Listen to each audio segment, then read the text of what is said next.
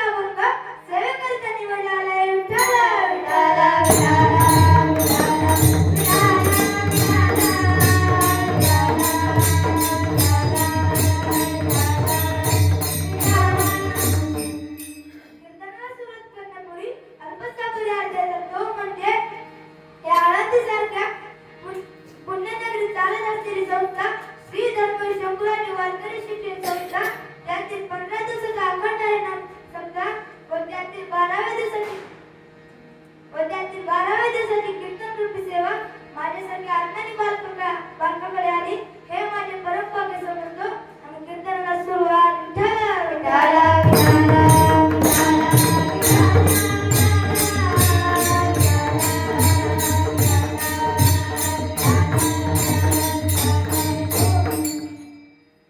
महाराज या अभंगामध्ये परमार्थासाठी लागणारे महत्त्वाचे 3 साधन सांगतात. पहिलं वांदिनी नाम श्री कानाने कीर्ती श्री चित्तात समुपाय धारण करणे.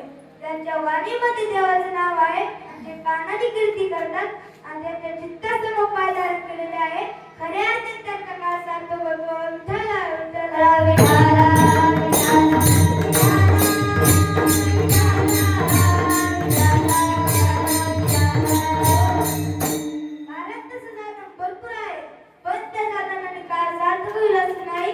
योग याग जप तप ध्यान धारणा किती साधन आहेत. उलट आमची मौली म्हणतात योग याग विधी अन्याय सिद्धी वायाची उपाधी धर्म मौली म्हणतात साधन भरपूर आहे पण त्या साधनाने काय सार्थक होईल असं नाही. कारण साधन अतिशय दुष्ट आहे निष्ठ आहे.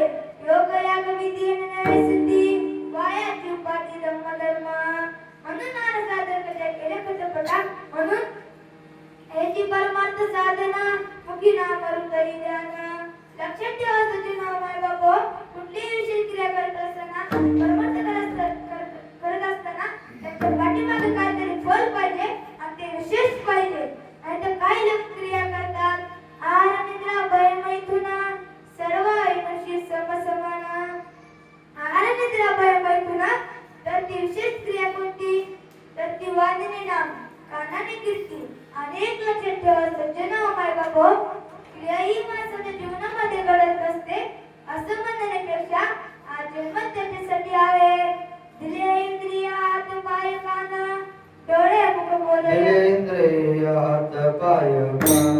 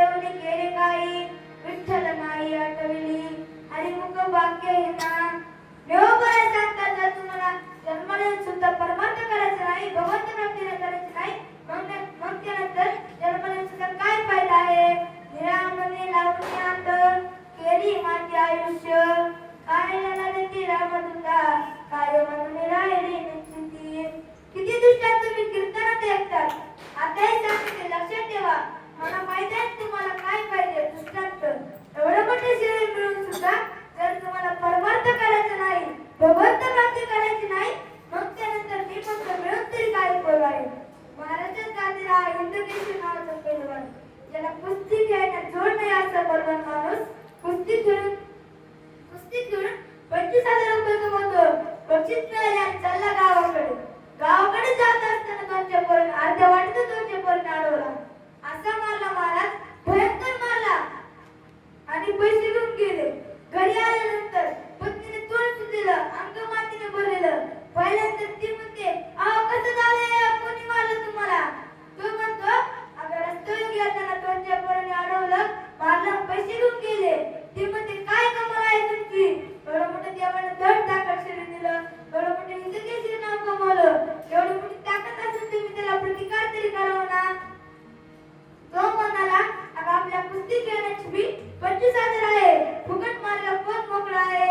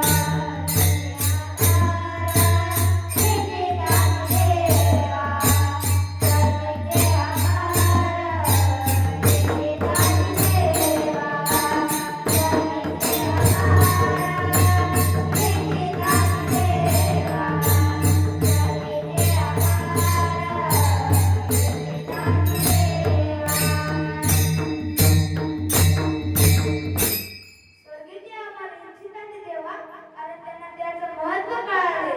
देव बापुळ देखील सोया प्रजापती कलियुगी नंतर प्राप्ती धन्य धन्य संत संगती देव वाचती मृत्यू लोका कारण त्यांना त्याचं महत्त्व कळाले. आपल्याला नसते मिळाले एक दृष्टांत सांगतो नवरा बायकोचा. दोघं नवरा बायको घरात बसले असताना पतीच्या नवऱ्याकडे सहज बघितल्यानंतर ती म्हणते तुमच्या डोक्यावरचे सगळे केस पांढरे झाले पण तुम्हाला खूप वाईट वाटत असेल. तो म्हणतो तुला कोण म्हणलं पांढरे केस चांगले असतात. ती म्हणते पांढरे केसांना कोण चांगलं म्हणे का. तो म्हणतो टक्कल झालेलं म्हणजे कळत तुम्हाला. ती म्हणते काय फायदा आहे त्याचा कारण त्यांना त्याचं महत्त्वच कळलं नाही. विठाला विठाला विठाला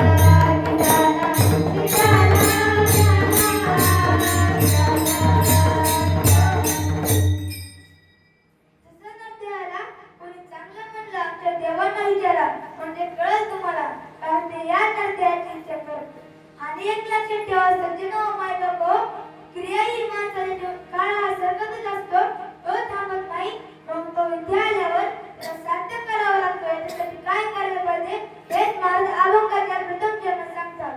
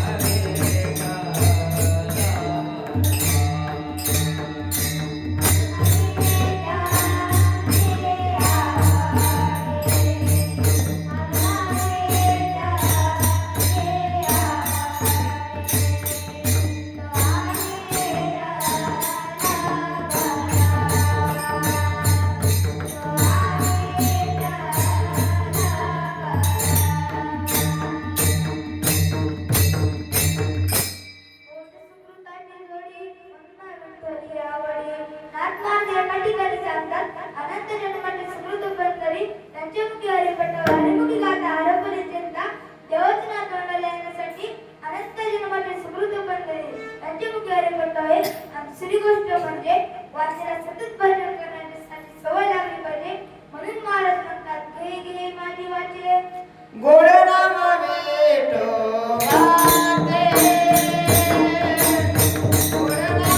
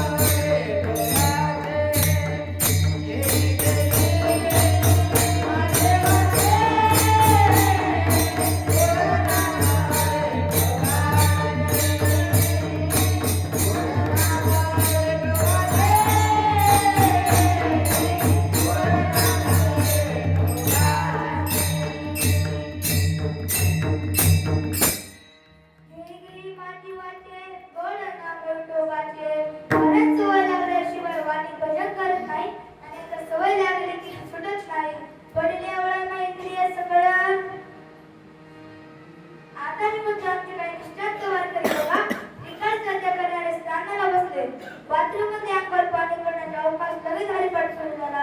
सुंदर गाणं बटर करगटावर ठेवण्यात हुशार गळा कसं डांबरावर नंतर येताना मकरा कुंडलाच्या परिसराने कधी वस्तुप्रमाणे विराजित योगायोगाने तो वार करी मेला.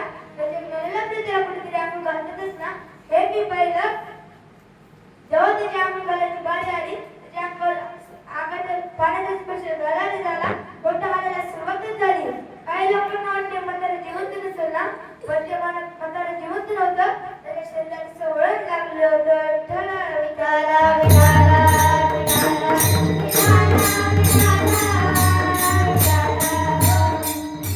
बरेच दिवसांनंतर कीर्तनात येतात. एक कंडक्टर ड्युटी करून घरी आला. त्याला लगेच जायचं होतं. तो पंचवीस माणसाला चहा कर. ती म्हणते करते, पण एवढं बसल्या बसल्या कागद घ्या. तिने कागद पेन दिला आणि ती चालली गॅसकडे. तो म्हणाला थांब. ती म्हणत तुम्हीच तर मला चहा करणार. तो म्हणतो इथं अर्ध लिहायचं म्हणलं टेबल आलं. ती म्हणते का? तो म्हणतो मला हलत्या गाडीत द्यायची सवय लागली, त्याच्याशिवाय मला लिहिताच येत नाही ना. विठ्ठला विठ्ठला विठ्ठला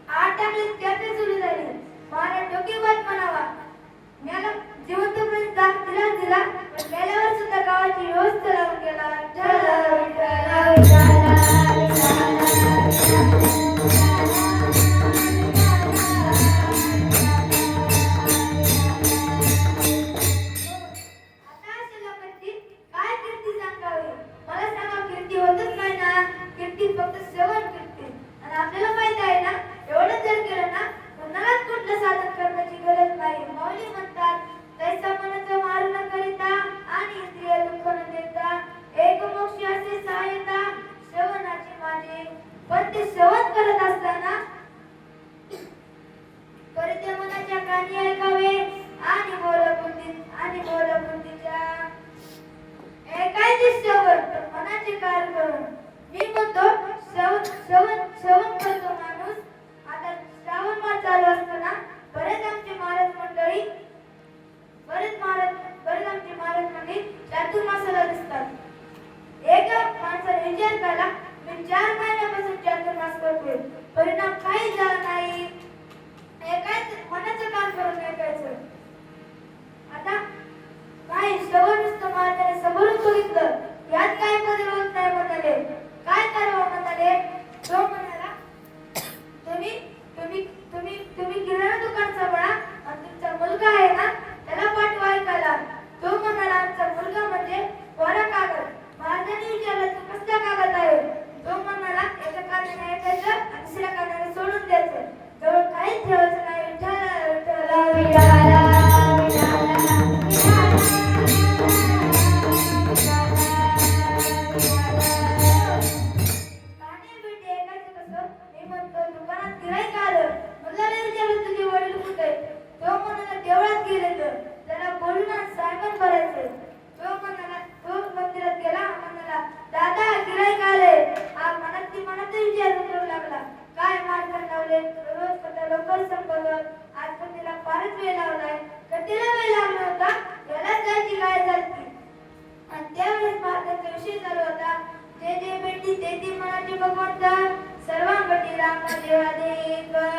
सर्वत्र भगवान घडलेला आहे. एवढंच ते मुलांना ऐकलं दुकानात जाऊन बसलं.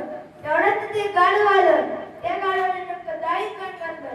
पटकन महाराजांनी सांगितलं, लक्षात आलं, गाढवा सुद्धा देव आहे ना, मग खाऊन ते त्यांचा आत्मा शांत होईल. इतकं तंदुरुस्त झालं होतं. बघण्या स्वरूपाशी महाराज आणि वडील आले. पाहतात तर काय, गाढव डाळ खाते आणि मुलगा खुशाल बसते. त्यांनी काठी घेऊन गाढवाला मारलं आणि ओरडलं मोठ्याने. त्याचा बाप म्हणाला, अरे मूर्खा, मी गाढवाला मारला ना, तुला ओरडायला काय झालं. तो म्हणाला, तुम्ही गाढवाला मारलं पण ओळ उठले माझ्या पाठीवर बघा म्हणाला. परत म्हणतो, महाराजांनी सांगितलं होतं गाढवा सुद्धा देव आहे ना. त्याचा बाप म्हणाला, अरे मूर्खा, देवळात त्या कथा देवळातच सोडायला लागतात, घरी आल्यावर त्याला दिवाळ नसतो निघत. अशा किती गोष्टी ऐकून काय फरक पडणार आहे.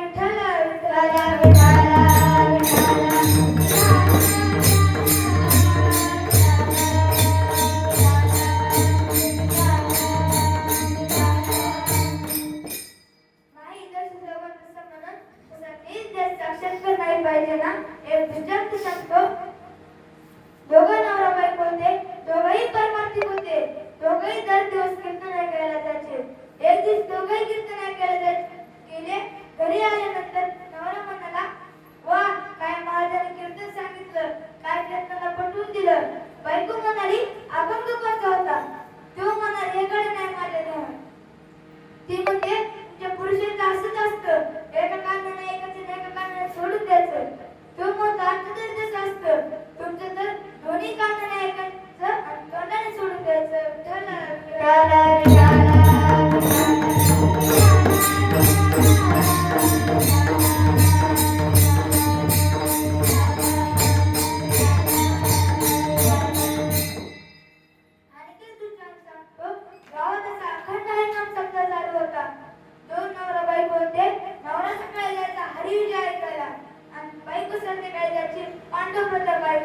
हा एक दिवशी हरिविजय ऐकून आला आणि तिला म्हणाला, कृष्णाने 16,000 8 बायका का केल्या.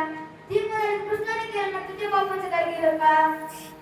तो म्हणाला, तसं नाही ग, जर तुझी परवानगी असेल तर दुसरं लग्न करू का. तिला फार राग आला.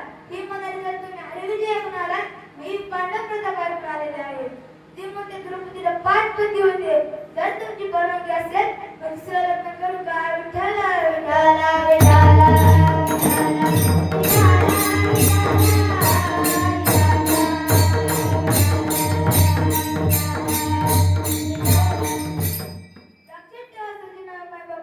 काही लोक आपल्या काळात खूप खर्च करतात.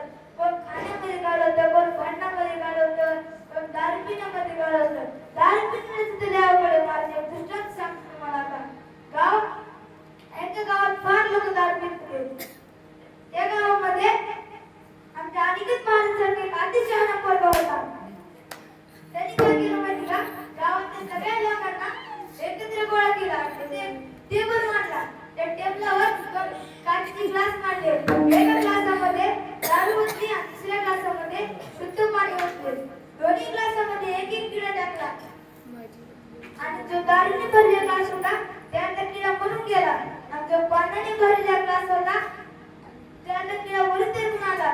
तो म्हणू लागला, बघा मी तुम्हाला सांगत होतो दारू किती शरीराला हानिकारक असते. दारूने किडा मेला. तेवढ्यात त्याला पिण्याला गिऱ्हाईक उठला. म्हणाला, हो मालक तुमचं अगदी बरोबर आहे. दारूने आमच्या पोटात ते किडे मरतात. विठ्ठल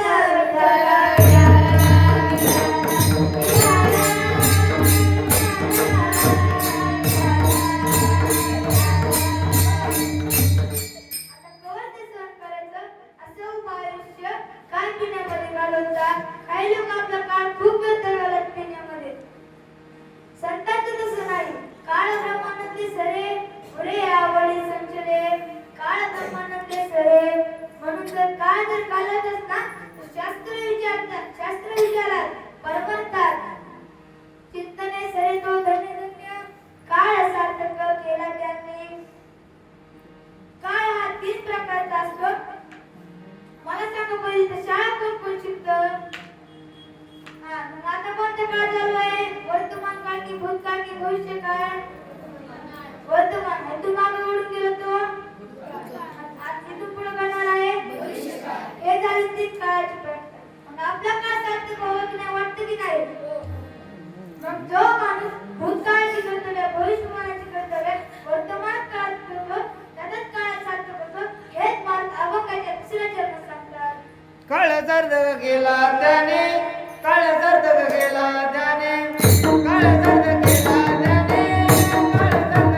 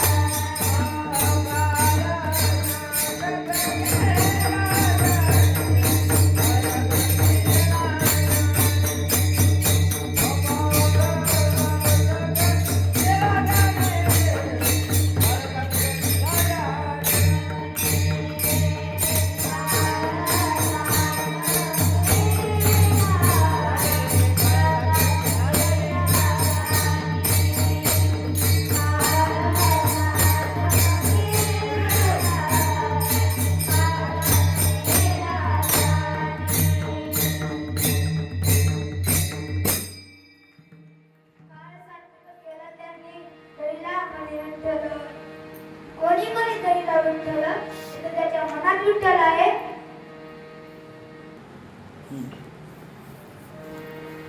मनी मनी धरिला विठ्ठल. इथे त्याच्या मनात विठ्ठल आहे, त्याचाच काळ सार्थक होतो. मनातही भागत नाही, वाणीतही पाहिजे, नाही तर वाणीत नुसतं भजन. नाम जपताय वैकिळ अनचित्त द्यावे, कैसी होत आहे स्मरण स्मरण माझी. वेले कांतले रडया नाही अश्रुवाणी, सासूसाठी रडे सुना पण भावांतरीचा. मी म्हणतो किती दृष्टांत सांगू तुम्हाला. एका राजाने काय केलं, आपलं मंत्रिमंडळ बोलवलं पूजा करण्यासाठी. त्याची एक नंबरची पूजा होईल, त्याला प्रेमानं उत्कृष्ट बक्षीस दिलं जाईल. 50 लोक आले. राजा म्हणाला पूजा सुरू करण्याच्या आधी चहा घ्या. सगळ्यांनी चहा घेतला, पण एका माणसाकडून सगळं चहा सांडला. नेमकी ती जागा काष्टा घालण्याची होती. पूजा सुरू झाली, पूजा संपली की ज्यावेळेस सगळे माणूस लोक आरतीला उभं राहिले, त्यावेळेस चहा सांडल्यावर तांबड्या मुंग्या लागल्या. म्हणजे ते एक मनुष्य उभं होता. आरती सुरू झाली. सुख करता विघ्नाची, गरुडी बोलली प्रेम कृपा दयाची. त्याला जेव्हा त्या मुंग्या चावा लागलं, तेवढ्याच मारायला लागलं. राजाला वाटलं ते प्रेमाने थोडे मारते, म्हणून राजाने त्याला एक नंबरचं बक्षीस त्याला देऊन टाकलं. मला सांगा आता, ते प्रेमाने मारतील का मुंग्या चावल्या म्हणून?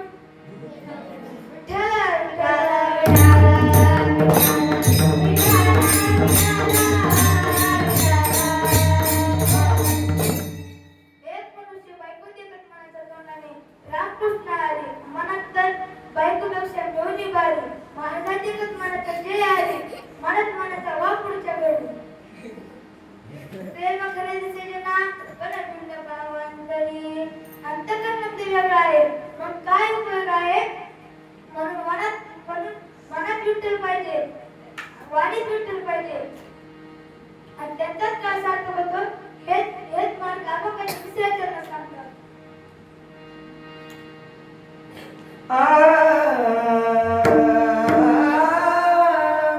कीर्तनाचा समारंभ.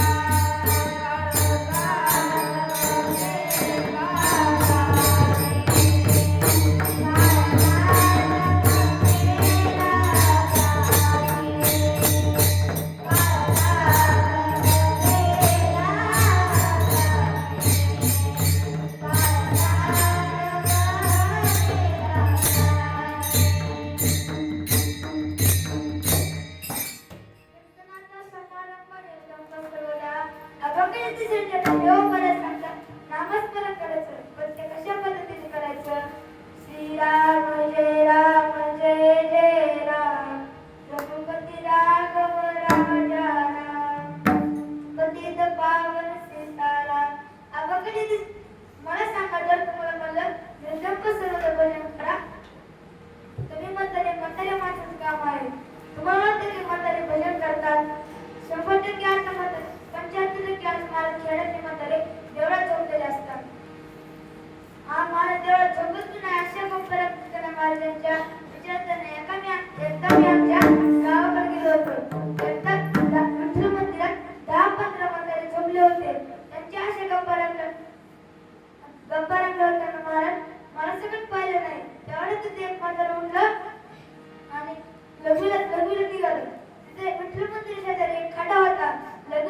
जावे ते खड्यातच पडलं. मोठ्याने ओरडलं, राम भाऊ मी पडलो रे. तो म्हणाला पडा पडा, आम्ही बी पडणार आहोत. विठ्ठला विठ्ठला विठ्ठला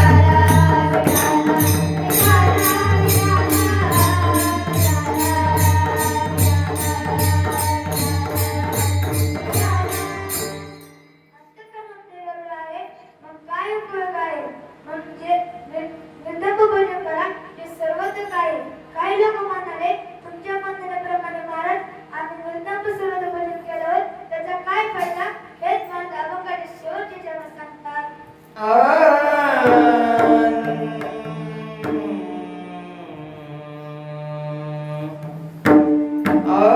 निळामने स्वरूपाचे दे, निळामने स्वरूपाचे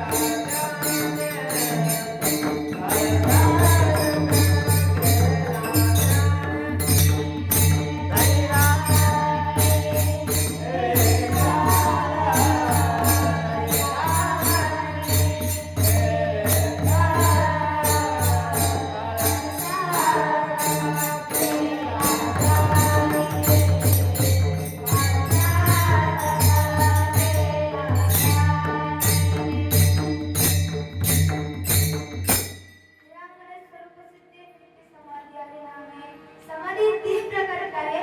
पहिले योग समाधी, भक्ती समाधी, दुसरी ज्ञान समाधी. उदाहरणार्थ आपण नामदेव महाराज भक्ती समाधी निर्माण झाले आणि योग समाधी बांधावी लागते. मृदले नादी लागली समाधी, मृद जनन आली. पंडित ज्ञानी योगी महानुभव, पंडित ज्ञानी योगी महानुभव. लक्षात ठेवा सुद्धा नाम माय बाबा भगवंताचे नाम चिंतन योग करायला म्हणतात. निरामने स्वरूप सिद्धी नित्य समाधी हरिनामे काळ सार्थक केला त्यांनी. आपला काळ सार्थक व्हावं की नाही असं वाटतं की म्हणून नामस्मरण करा. विठोबा रखुमाई, विठोबा रखुमाई,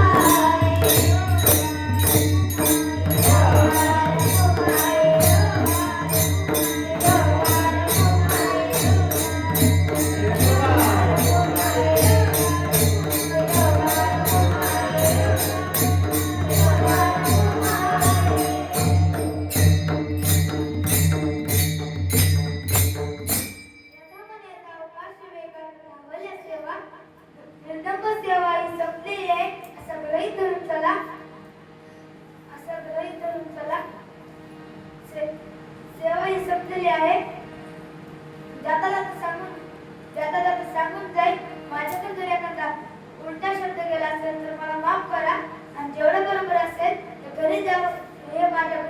आशीर्वाद समजा आणि घरी गेल्यावर त्याला प्रसाद म्हणून वाटा. झालेली सेवा गुरुवारांच्या चरणी अर्पण करतो. आई वडिलांच्या चरणी अर्पण करून सेवेला पूर्ण विराम. ज्ञानेश्वर माऊली.